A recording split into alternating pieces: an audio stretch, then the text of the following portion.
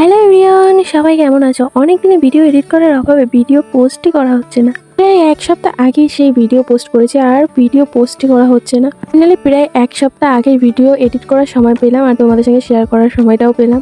তো যাই হোক, এটা ছিল শ্রাবণ মাসের লাস্ট সোমবার, মানে পঞ্চম সোমবারের ভিডিও। সকালবেলায় স্নান টান করে পুজো দেওয়ার জন্য সবকিছু রেডি করতে থাকি। তারপরে হলো আজকে আরো লাস্ট সোমবার, ভালো করে পুজোটা তো করতেই হবে। তো এখানে আমি 5 রকমের 5টা ফল বানিয়ে নিয়েছিলাম। আর এইদিকে দেখো, এই নারকেলটা কতটা পুরো আর কিন্তু ভালোই বড় ছিল। এটা আমাদের গাছের নারকেল। এখান থেকে কিছুটা নারকেল আমি কেটে দিয়েছিলাম আর কিছুটা নারকেল আমি কুড়িয়ে দিয়েছিলাম সাবু আর আলু জল মাখাতে, যেটা আর কি আমি নৈবেদ্য বানাচ্ছিলাম সেটার মধ্যে। তোমরা আগের ভিডিওগুলোতে দেখে জেনেই গেছো আমি কি করে নৈবেদ্য ভোগ বানাই। তো তাও আমি একবার বলে দিচ্ছি, আলু চাল আর সাবুটা ভিজিয়ে রেখেছিলাম। আলু চালটা আগে ভিজিয়েছিলাম, সাবুটা পরে ভিজিয়েছি, কারণ কি সাবু ভিজতে সময় লাগে না, চাল ভিজতে সময় লাগে। ফার্স্ট কলা তো দিতেই হবে, আখের গুড়, খেজুর, দুধ, দই, এইগুলো আমি সমস্ত দিন দিয়েছি। এছাড়া যে 5 রকমের মিষ্টিটা, সেটা আমি প্রথম দিন আর লাস্ট দিন দিচ্ছি, রোজ দিনই। এই সবকিছু দিয়ে আমি বানিয়েছিলাম নৈবেদ্য ভোগ। আর কিছু ভিডিও থেকে গুগল থেকে জানতে পারি যে শ্রাবণ মাসের পঞ্চম দিন মহাদেবকে ছোলার ছাতু নিবেদন করলে সংসারের সুখ শান্তি বজায় থাকে।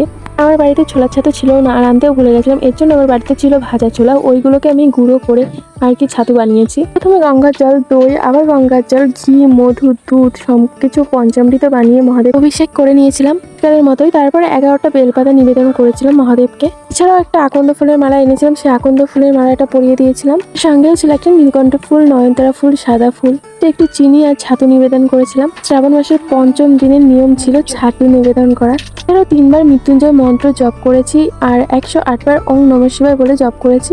অবশ্যই সব প্রসাদের পর একটা করে বেলপাতা তো দিতেই হবে, যেহেতু মহাদেবের খুবই পছন্দ বেলপাতা। দেব একটা বেলপাতায় সন্তুষ্ট শুনেছি। এইভাবেই তো আমি পুজো কমপ্লিট করেছিলাম। আর সত্যি কথা বলতে, ছাতুটা দেওয়ার পরে এতটা দারুণ লাগছিল, তোমরাই দেখো, দারুণ লাগছিল। আমি জানি না আমার কোথাও ভুল ত্রুটি হয়েছে কিনা, কারণ কি আমি ফার্স্ট টাইম এই যে শ্রাবণ মাসটা পালন করলাম। এমনিতেও তো আমার কপালটা অতটাও ভালো না, কিন্তু আমার এই 5টা সোমবারই আমি 5টা সোমবারই পালন করতে পেরেছি, কোনো রকম বাধা আসেনি।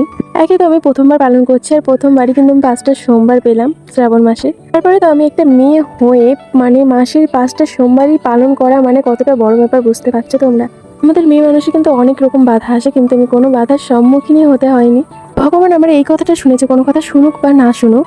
আমি চেয়েছিলাম যে আমি সোমবারে পুজো দেওয়ার পরে বিকেলে যা হয় হোক, সেরকমই একটা সোমবারে আমার বিকেলে প্রবলেমটা হলো পুজো দেওয়ার পরে।